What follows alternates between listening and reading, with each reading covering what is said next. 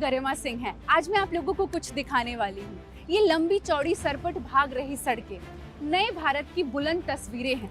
असल में ये नेशनल हाईवे 2 का वाराणसी औरंगाबाद सेक्शन है, जो इंफ्रास्ट्रक्चर डेवलपमेंट का वो पैरामीटर है जिसकी मिसाल आने वाले लंबे समय तक दी जाएगी।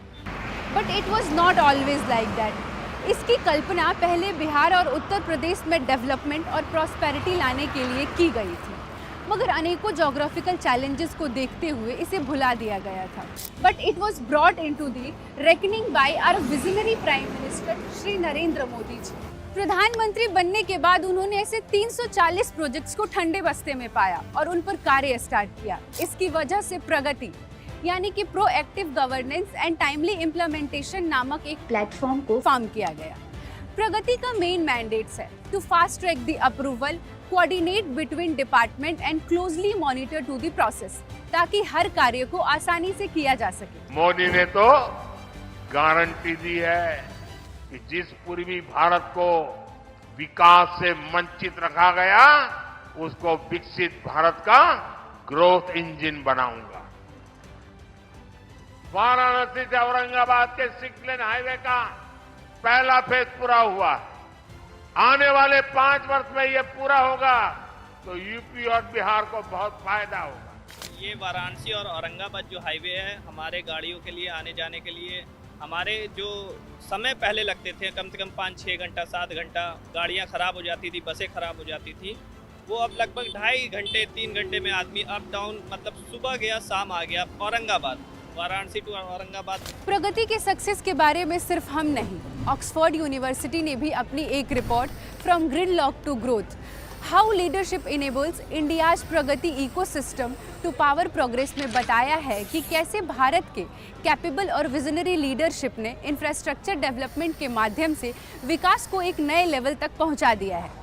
ये जो हाईवे है हमारे एजुकेशन में बहुत ही ज़्यादा रोल प्ले करता है, क्योंकि बेसिकली हम अपने घर, मतलब हम कॉलेज से काफ़ी दूर रहते हैं, बिहार जैसी जगह पे, और बिहार से आने जाने में पहले हमें काफ़ी दिक्कतें होती थी, हमें ट्रेन से ट्रैवल वगैरह से करके करना पड़ता था। लेकिन ये हाईवे बन जाने की वजह से हम अब आसानी से अपने घर से यहाँ तक आ सकते हैं और जल्दी आ सकते हैं।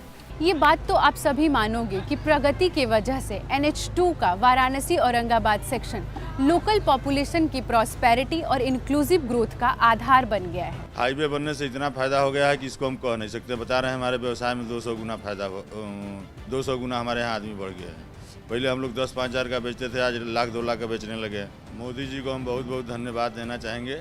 लेकिन ये सब इतना आसान नहीं था। इंजीनियरों को पथरीले इलाके, land acquisition issues, densely populated areas और अनएक्सपेक्टेड क्लाइमेट कंडीशन जैसे टफ सिचुएशंस का सामना करना पड़ा। पहले हम यूपी में 10 दिन में हम पार कर देते हैं यूपी को, आज हम 2 दिन में पार कर रहे, राजस्थान पहुंच जाते हैं हम इधर, या फिर हरियाणा पहुंच जाते हैं, राजस्थान यानी उत्तर प्रदेश हम पार कर जाते हैं 2 दिन में। लेकिन advance technology, efficient planning, team work और डिटर्मिनेशन की वजह से आज ये नेशनल हाईवे पूरे एरिया के लिए डेवलपमेंट का सिंबल बन गया है। आज ये न केवल उत्तर प्रदेश और बिहार के लोगों को जोड़ता है, बल्कि बिजनेस, एजुकेशन, एग्रीकल्चर और एम्प्लॉयमेंट जैसे अनेकों अपॉर्चुनिटीज को भी पैदा कर रहा है। अरे हाईवे बनने से बहुत आसान हो गया, आराम से हम लोग ले जाते हैं, मंडी तक पहुंचाते हैं, धान का बिक्री करते हैं। ये मोदी जी का महान कृपा है। दोस्तों, ये हाईवे नए भारत के ग्रोथ इंजन्स हैं, जो 2047 तक भारत को एक विकसित भारत बनाने के प्रयासों को गति दे रहा है। ये हाईवे एक समर्पित, कैपेबल और विजनरी लीडरशिप का परिणाम है, जो भारत को विश्व गुरु बनाने के लिए पूरी तरह से डेडिकेटेड है। आज के लिए सिर्फ इतना ही। I hope to see many more marbles in future. Till then take care, bye bye.